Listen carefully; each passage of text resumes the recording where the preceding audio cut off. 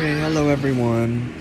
Um, as you all know, I won HOH, so I have to decide to nominate two people. The first person I have chosen to nominate is Julian. This one should be very obvious. Julian, you're my target this week.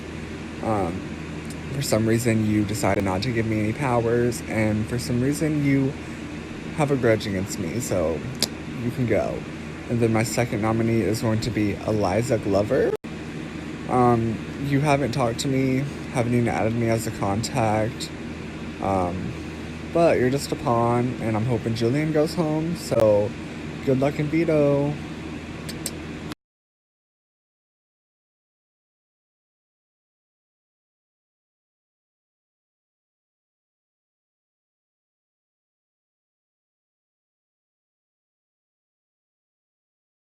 Okay, so um, for this competition, you will need to use your judgment as to what is a good time to stop and what is a good time to keep on going. Sorry, I've just popped you on mute for a minute because you're giving some background noise. So I have a pile here of cards with the numbers 1 to 10 on them. They look like that. So I think that's backwards. I don't know whether it will come out in the thing, but so that's a 5. So to begin with, there will be 10 numbers. Your job will be to give me any number that is not the top one on the pile. If you do that, you can carry on playing.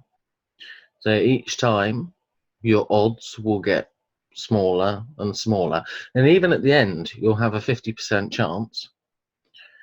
However, you may wish to stop because if you push it too far and you end up saying the number that's on the top, you score 0. You follow? Okay. I'm just going to give these a shuffle.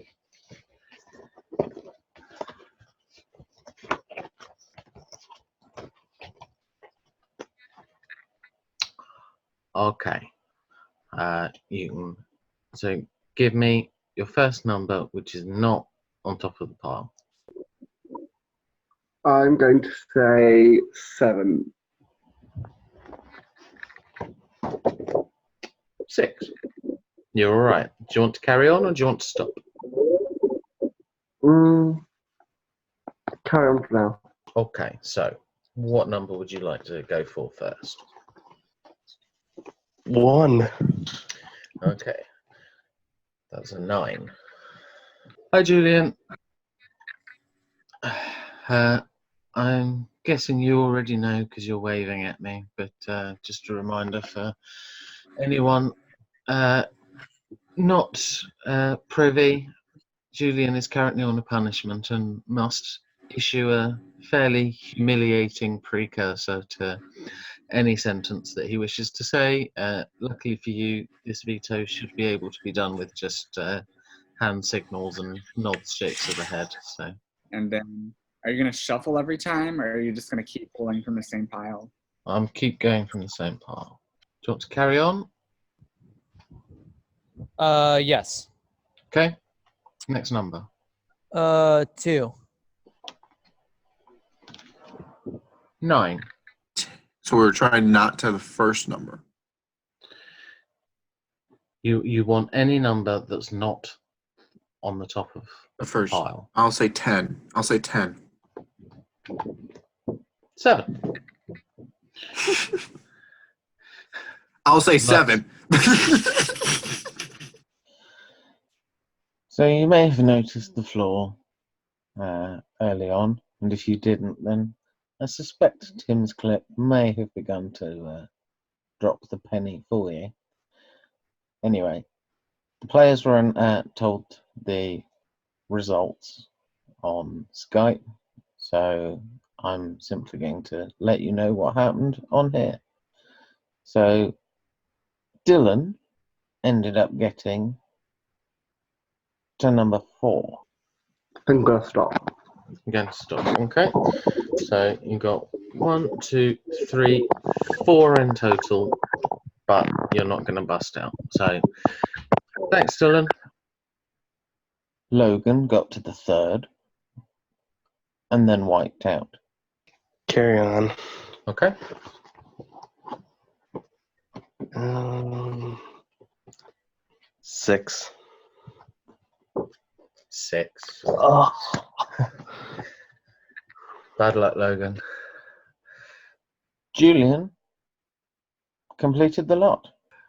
Next number.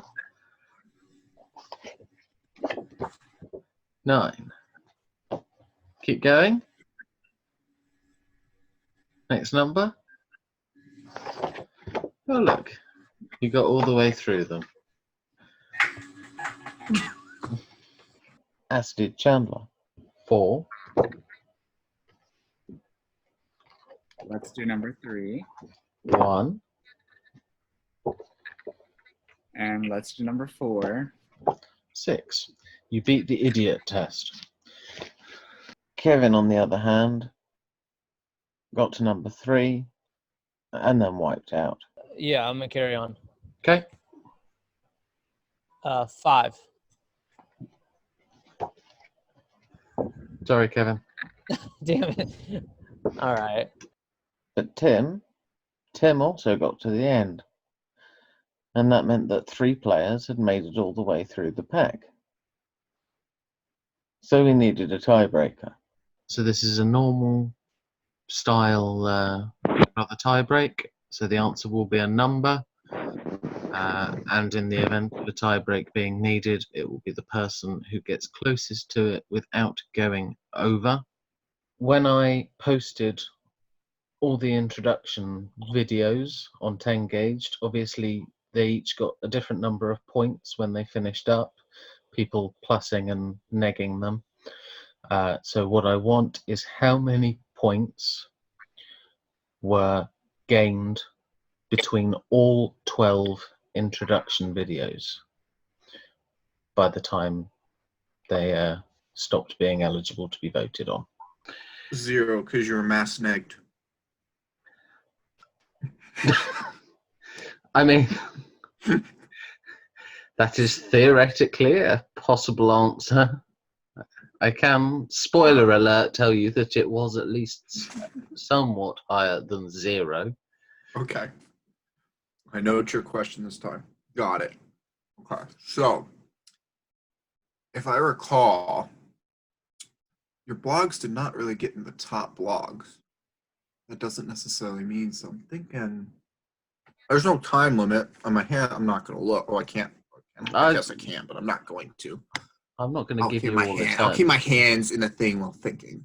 Okay. So you can hear my thoughts. Okay. So I think your top was like 300. So your average was about 100. I probably got like 10.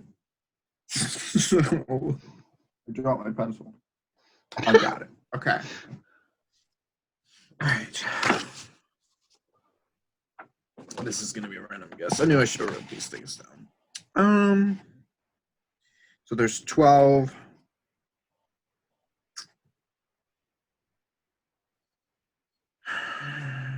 Whatever.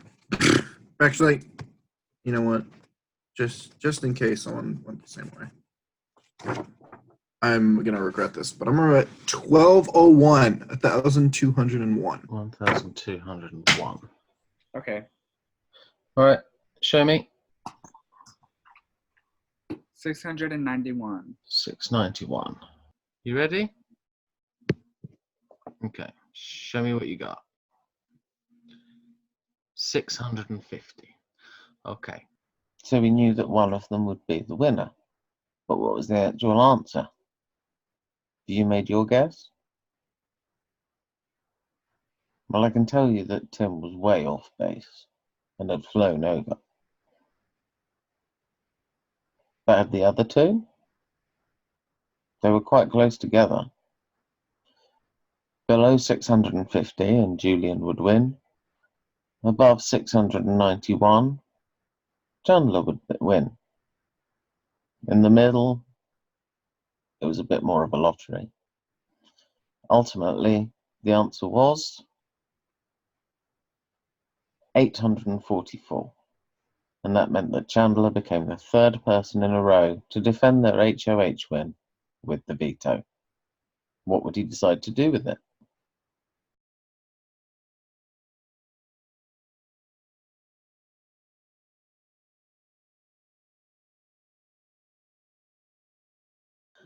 And so with that, the veto was used for the first time in the season.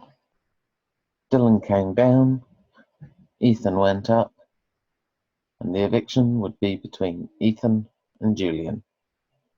See you next time.